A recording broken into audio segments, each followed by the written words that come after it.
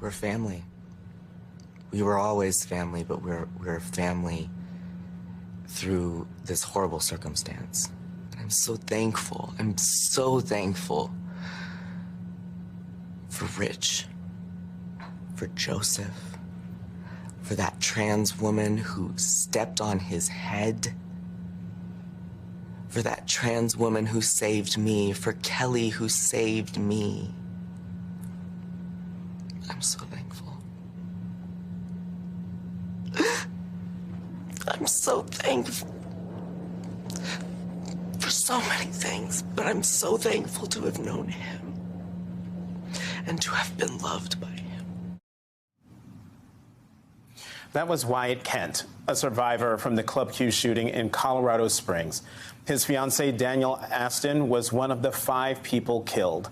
At least 19 people were injured.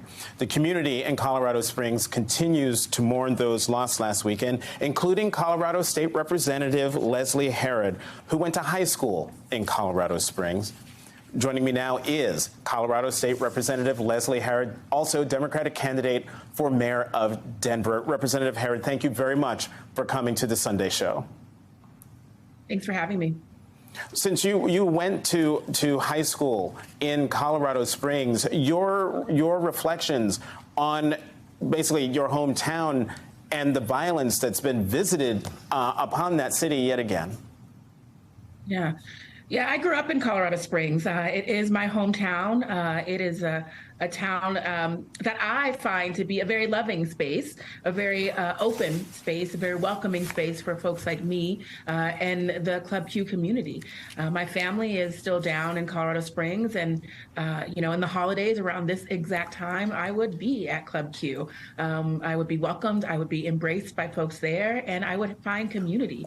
And so to have this violence really directed at the one queer club in Colorado Springs, it's shocking, but it's not, because the difference between what I know as the people, the heart, and the beauty of Colorado Springs is juxtaposition with leadership down there that continues to spew anti-LGBTQ rhetoric, that continues to allow people who never should have these assault weapons, these weapons of mass destruction, to get them, And so as we think about Club Q and the people down there, it's just so very important that we remember that Colorado Springs is not a city of hate, but there are people there who continue to allow this hateful rhetoric to perpetuate about the hearts and minds of people. Well, Representative Herod, the shooting in Colorado Springs also happened on the eve of Transgender Day of Remembrance. And a new GLAAD poll reveals there have been more than 120 attacks in 47 states against drag events and performers. Also, 72% of transgender people and 48% of the LGBTQ community overall say the current political environment that you were talking about makes them fear for their personal safety. What needs to be done to change this? Is it just a changing of the rhetoric, or do we have to change rhetoric and laws?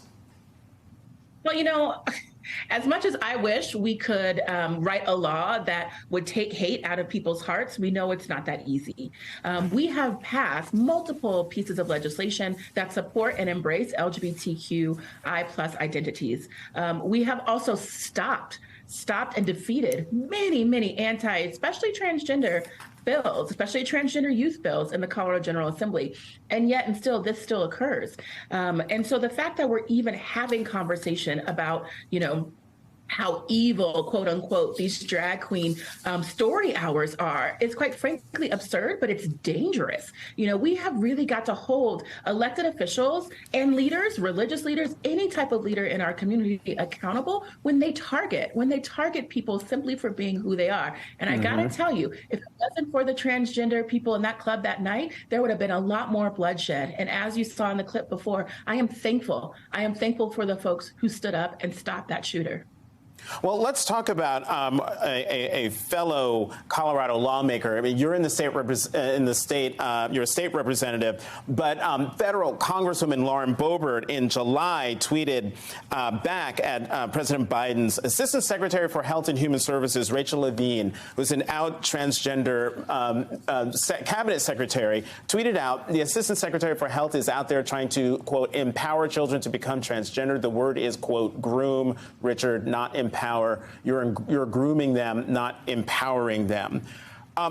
She's been called out. Congresswoman Boebert's been called out for prior anti-LGBTQ rhetoric and legislation.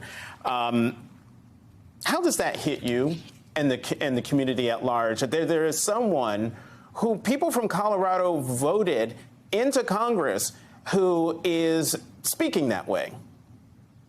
Yeah. I mean, the stuff that she spews is not representative or reflective of Colorado. I want to be clear about that. And what I would say is that, quite frankly, the language she's using, even now, even post the Club Q shooting, it's sick and she needs help. But she also needs help out of Congress because she does not represent Colorado. What I will say is that when it comes to this whole term of grooming, I mean, myself and our transgender lawmaker, Breonna Tattone, get accused of this quite frequently. But what I want to look at is the fact that there are people who are literally grooming hate in our young people.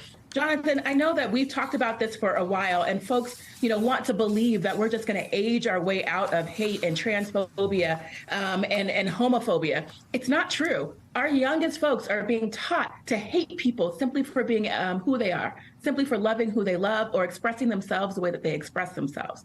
And that's wrong. For me, that's the danger. For me, that's the danger that they are putting into the hearts and minds of our youth. And we've got to counter that. We've got to counter that with love. We've got to tell real stories of LGBTQ people in our schools, in our history books. We've got to talk about the many different facets of our community, how beautiful it is, but also how it shaped our country.